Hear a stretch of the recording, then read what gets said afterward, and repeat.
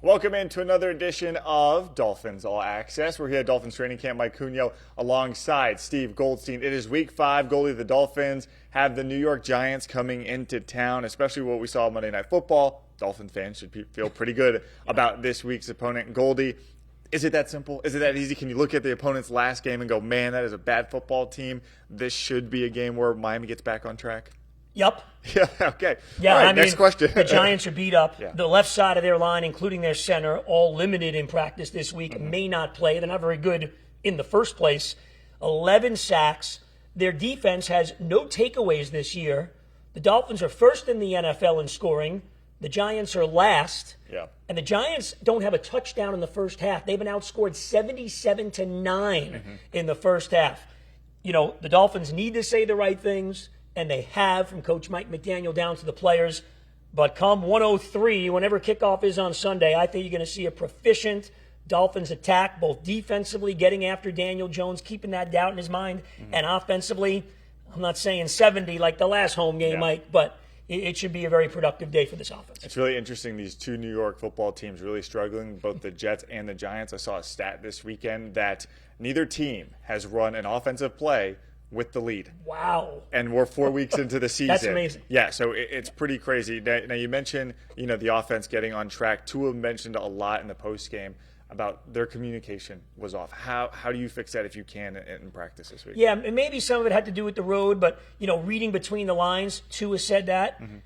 Then what Mike McDaniel said, I think it was some of Tua stepping up, being the quarterback of an NFL team, being the leader, not airing out. I don't want to call it dirty laundry. It's a bad expression because nothing really happened that was that drastic. But, Mike McDaniel said that's nice. He's taking some hits. Everybody knows where they need to be and what they need to do.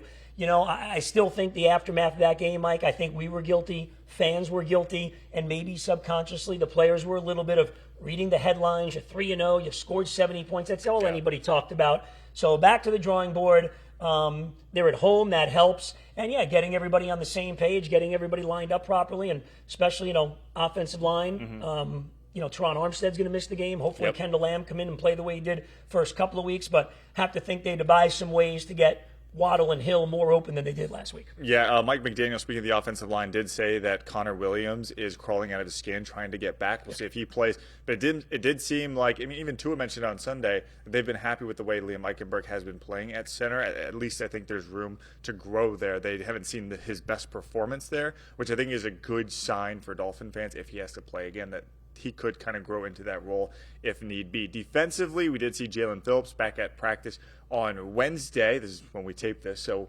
we'll keep it right there. How important do you think it is for him to get back, especially to get some pressure on the quarterback? It really starts to seem, and again, we got a small sample size here, Mike, a quarter away through this season, but it seems like the way Vic Fangio wants to run this defense, Jalen Phillips may be the straw that stirs the drink. Yeah. So I really think it's a big factor. Give Andrew Van Ginkel credit. Vic Fangio likes him a lot. They moved him inside and outside. Of course, the game that Jalen missed in New England, Andrew Van Ginkel had an amazing game.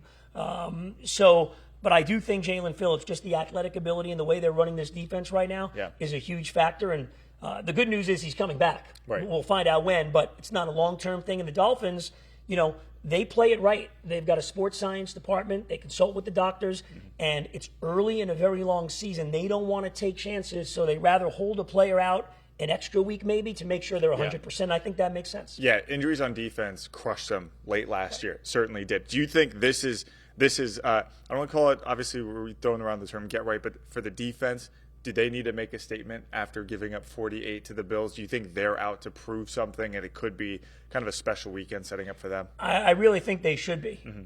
Giving up the 48, and some of it was missed tackles. You hate to see that. The Josh Allen touchdown run late in the game.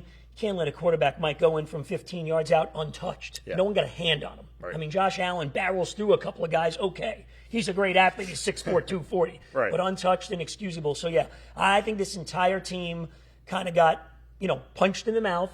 And you know what they say, the mark of a champion, it's not that you got knocked down, it's how you get back up. And Sunday at 1 o'clock, it's get back up time. It is. And the Dolphins, Sunday, 1 o'clock, will be double-digit favorites in that game. 11-point favorites, so everything, again, trending in the right way for the Miami Dolphins to get back on the winning track. They've got the Giants, and then they've got the Carolina Panthers here in town, so an opportunity for Miami to get to 4-5-1 before they get back on the road. Goldie, thanks so much. We'll see you next time on Dolphins All Access.